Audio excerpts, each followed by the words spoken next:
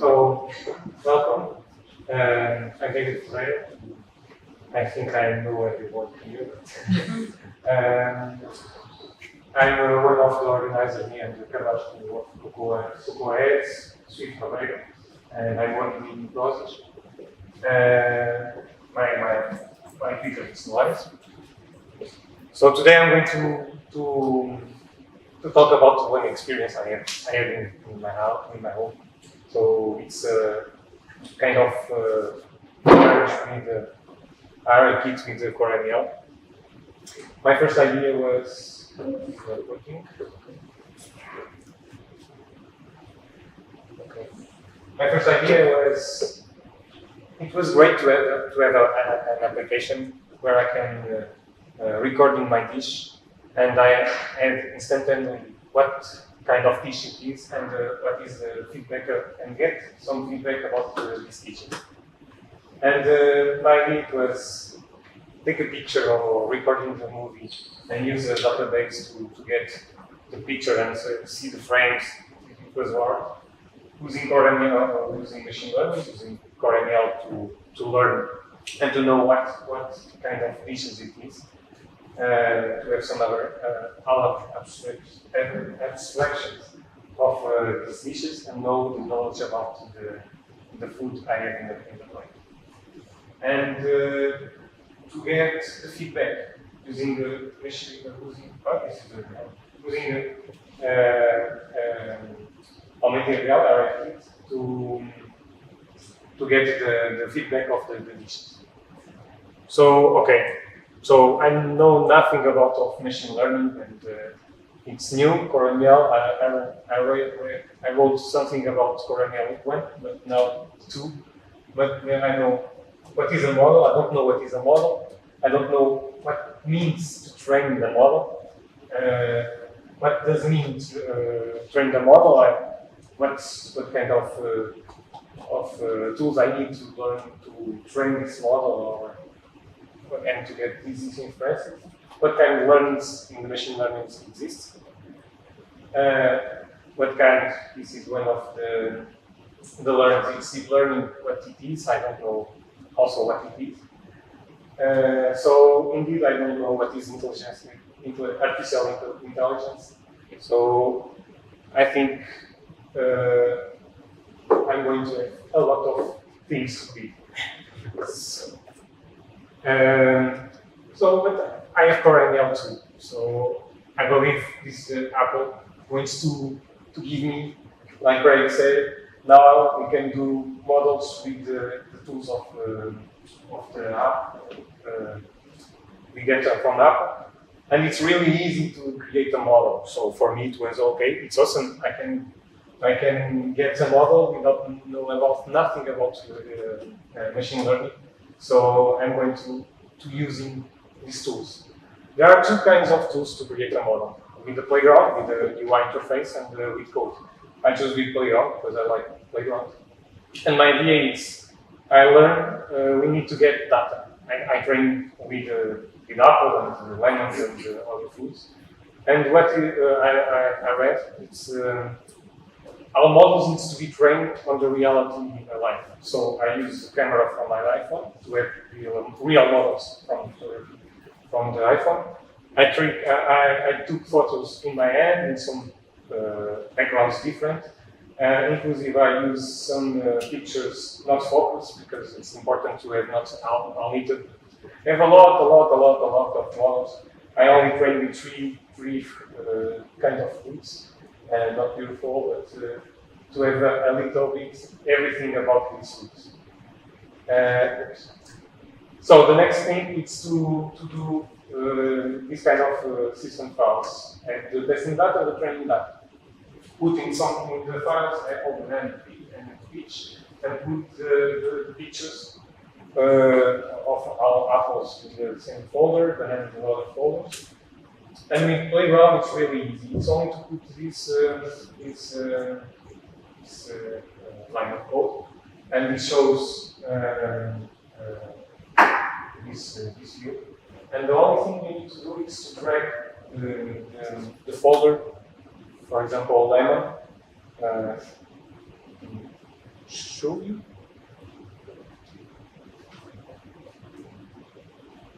Okay, it's bringing the folder apple, banana to the playground, and you recognize all pictures and give us the accuracy. This kind of accuracy is 100% because it's all pictures we believe it's the true, and the other folder we have here, it's the testing. We can put the other folder to verify the accuracy. The first one is to create the model. We put all because it's for sure it's the correct features, and the others it's the testing. It's okay. So for me it was really cool because it's only pictures. If you want to improve the knowledge about this information, it's only pictures. So okay, I create my model.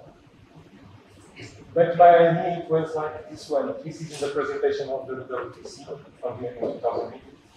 And we saw in the text of banana, and we have more information about banana. I thought, okay, I'm going to have a database. With CoreML, I can know it's a banana, and with the database, I have all kinds of the attributes of this food. But to recreate, we have this video, it's a kind of to recreate. To recreate it's one kind of create a model on machine learning. We can have more information on the model. We can put all information we want bigger on the model. It's like a tree of knowledge. I read about to recreate. The article on Apple is really great to learn. And I use also this one. It's a video from IBM. And it's really nice to learn and to achieve this model. And it was great and easy for me to create. It's like, okay, I have the pictures. We can use a tool. I didn't put here, but the name is Anaconda. It's really nice because the way to put the information it's hard. So Anaconda helps a lot. And it's nice. I can put the picture. I can improve more info, more knowledge to this for one of kind of for example, banana. You have this protein, or you have this it's yellow. I can put all kind of information, and it's easy. But when I generate all kind of the models from Turi create, I get all kinds errors and errors and errors, and it's really hard to understand why. How you just tell me it's really easy to create, but it was really painful to do it. So I continued to read about it, to see what is the best way to create this model. And I collapsed with this model, named YOLO. And it's really nice because YOLO it's a real-time object identification. And he has already everything on the road. We can see, we can join the objects, we can see the world with the camera, and it's impressive. It's in real time, it works really nice. So I'm going to use already this because it's already made. Maybe there are some guy who trained the YOLO specific for food, and I found a guy, a Japanese guy, who is a PhD was about the food and technology and learning, and he used YOLO, and I saw his model, and it was really great model. Yeah. More for Japanese food. It was for Portuguese, for example, it's really hard to detect, but for Japanese food, it's really well trained, and it works very well. So I'm going to use this one because it's already generated.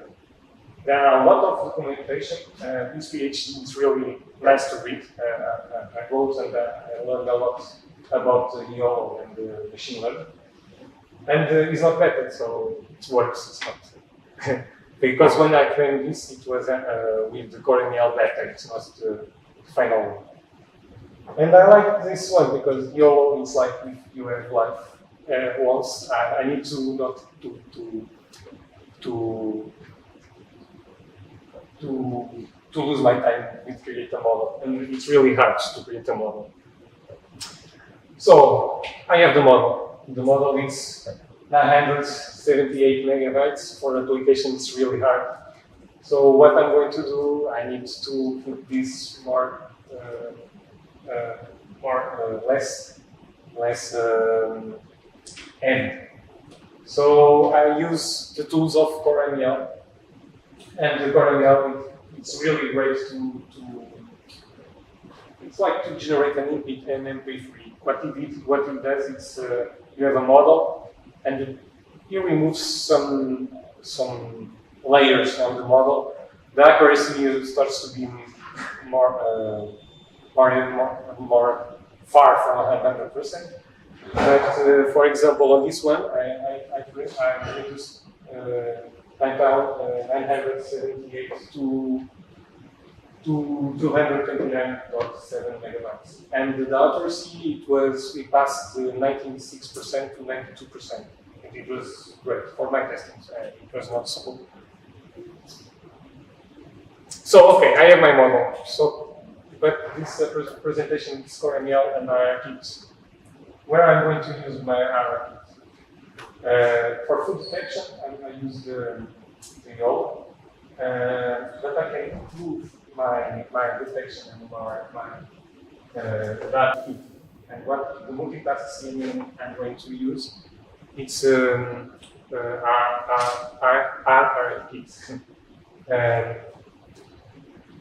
This what I'm going to do is ARKit. It's really nice to recognition of the food, because when I start to record, it's like I have a lot of pictures from the same place. One picture, the accuracy it's more.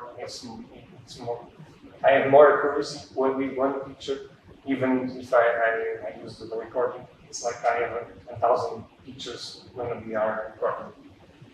And the other thing really nice on the ARKit, it's I can use the food map.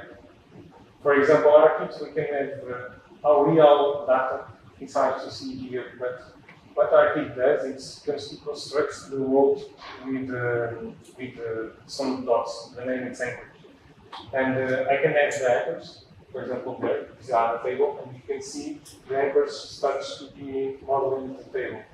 And this is really nice, because with ARKit I can know the volume of the food and the amount of the food I have on the plate, and I can get the image more interpreted for the iPhone and not for the picture. And the accuracy starts to be more identified by mobile, by the phone, and not by us. For the phone, it's more easy to understand the anchors and the ARKit world, and not the picture in itself.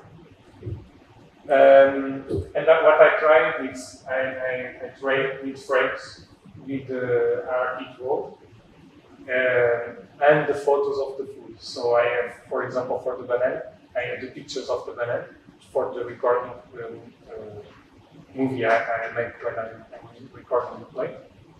And using also the ARKit framework to have the anchors and to know the fuel volume and how the object is made. So it's two informations, really nice to have more accuracy to the plate. And even what for me it's excellent to do this. It's with a picture you don't know. For example, a plate of pasta. You know, you have a plate of pasta, you don't know how much you have of pasta. So with ARKit, it's possible to know, because you can get the volume and etc. And okay, this is the prototype I did. I don't cook every place. I try it in my computer, so I change. And this is the first and I try it. This is without ARKit, it's only with the model. But what I did, you're going to see now white screen. I'm going to show you one. What in the text is a lasagna, and now the ARKit shows everything about the plate, so you can reuse the ARKit to show what you how many calories, how many are great and fast and the food. So this was like for training the model and to see and understand how these tools work. So this was my experimentation, and I'm here to share my experimentation. The problems I had. The real problem is lack of time. Always is the same. So it was a lot of things on machine learning I want to know and to learn because it's really a new world for me. And there's a lot of things to understand. This was for the project. I think it's impossible. I tried to speak with people and to know how to do it, and it's really hard. It's for the ARKit, I need to use the scene kit to have the scene and to put the modules on the scene, and it's necessary to use the scene kit. But the CoreML uses the capture video data out. So it takes like print screens of the video to get the video to put on the model, to train the model, and to see what. To mix together, it's impossible. Because I tried to put this one working, this one working on background, and put this on the foreground to have only the processing of the image on background. And with my iPhone 10, it was really, it's impossible. It's fresh, it's a lot of memory, it's really heavy, these operations. So what you see here on the example, I don't know why this one is going to back.